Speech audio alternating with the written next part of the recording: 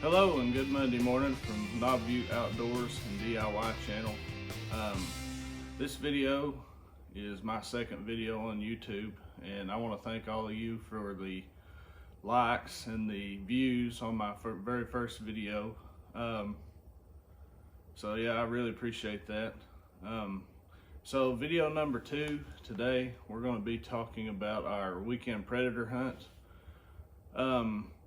Dying Breed Outdoors and Tyne Fuel and Archery Supply here in Lee County, Virginia, hosted a predator hunt this weekend, and a friend of mine, Chad, and I entered it.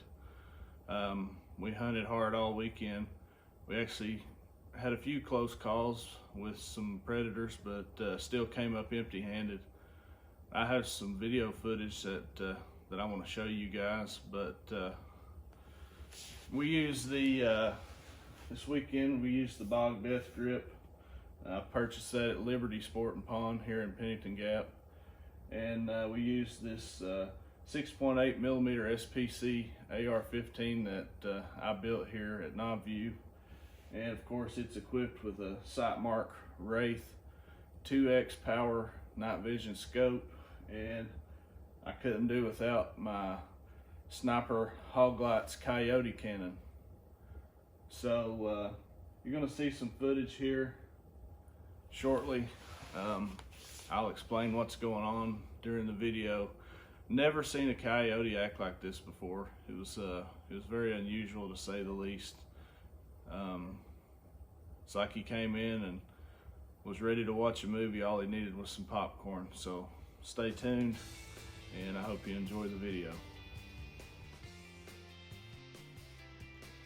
We were out in this cow pasture hunting last night, and my buddy Chad was scanning with our monocular. He whispered at me to look over this way. He had seen one, and so I scanned over there, and on top of the ridge line there sits a coyote just staring. I think he was staring at our call, but very unusual way he came in. He was so relaxed. Which is a good thing, I guess, but he just strolled away, as you can see here. And this encounter lasted probably all of 10 minutes. We switched calls, tried 3 or 4 different calls, and he never would break that ridge line. I don't know if it was a territorial thing or if he felt safe at that distance. But the coincidence of it is I couldn't take a safe shot not knowing what was over that ridge line. But you can see here he's just poking his head over. He comes back, strolls around.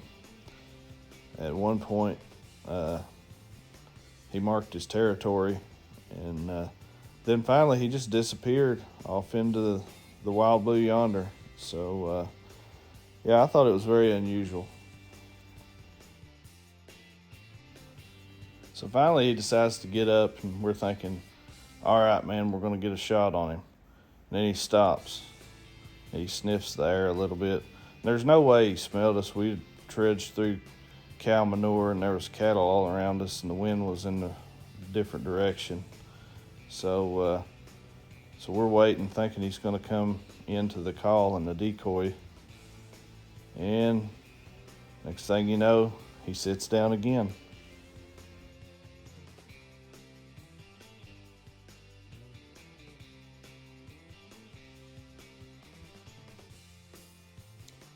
So after sitting there for about 2 minutes, he finally decides to get up and take off, or take a little stroll, and we thought that was going to be it. We thought we're either busted or he's going to try to circle and wind us. Then he peeks his head back up over the mountain and takes another look and disappears again.